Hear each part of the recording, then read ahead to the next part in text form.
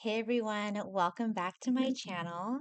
So today's video is for the yoga people out there. And what I was called to talk about today is should you open a yoga studio?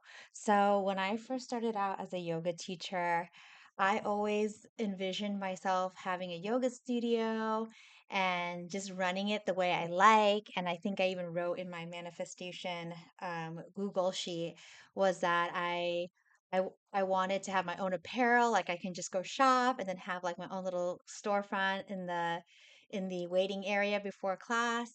But if you've seen my other videos, I did open a yoga studio, and there's like some things that people won't tell you, or maybe they tell you and I just didn't listen.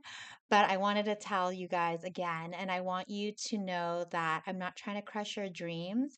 But these are just like normal hurdles that you have to kind of go through in order to have your yoga studio, or sometimes maybe you don't realize what it really is like, and you only kind of pay attention to all the positives.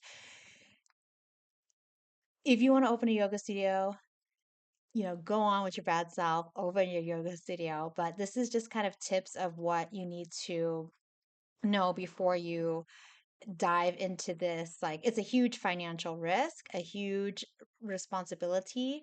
And so you want to be amply, I don't even know if that's a word, prepared for it. So, first of all, one is you want to make sure you have a bunch of capital. What does capital mean? A bunch of money. You want to have a bunch of money to build the space out in your commercial real estate spot, aka your yoga studio, the way you envision it. So, if you're a mom and pop, I've seen like for me, I didn't, it was just mom, me. Um, I tried my best to keep costs down, and so I built it out as simple as possible.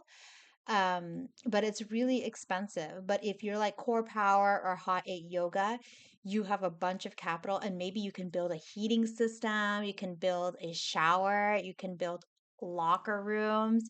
So keep that in mind because who you're competing against is core power, hot eight yoga, Equinox, if you're living in a big city. The second thing you have to remember is that if you're looking to get rich off of it, you won't. You won't. So one thing that my husband told me is like he is in investments and he looks at companies and he looked at some of these companies and they have huge liability balances on their balance sheet. So meaning that they take on a bunch of loans and they're not profitable, but they count on being bought out by a bigger company. So you're not, and just me doing my own yoga studio, you're not going to get rich. Straight up, you won't get rich.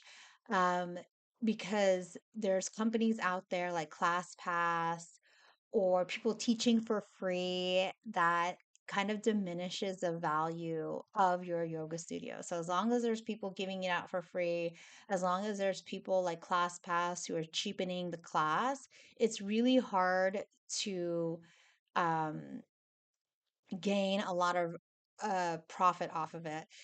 So just know that maybe you'll just make a normal day-to-day living. Maybe you'll be like lower middle class, but you won't be rich unless you are like a corporate type structure with a lot of money, meaning capital and a lot of investors to help you stay afloat, and you have a huge budget for marketing. So keep that in mind. And then also, you know, not every customer is like this, but because there is so many options for them to find a yoga class, it's hard to price your classes high.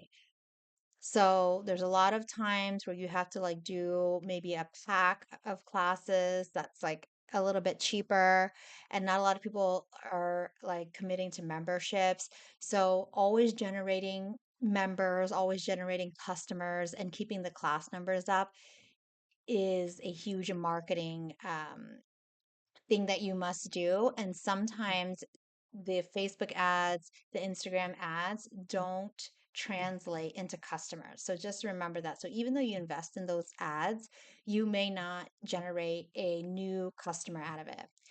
Second, okay, I don't even know. Third, Third thing to consider is being a boss. I hated this part. I hated this part because I wanted everyone to be paid well and I wanted everyone's class to be full.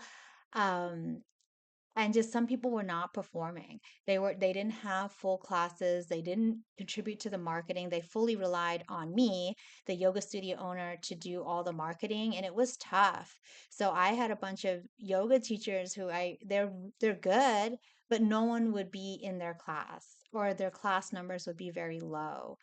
So, and then also, communicating what people are doing wrong is like the hardest part, I think, of being an owner, is like having that candid feedback with some of the teachers. And, and some personalities were like their class was not full, but they wanted a raise. You know what I mean? So you have to deal with those characters.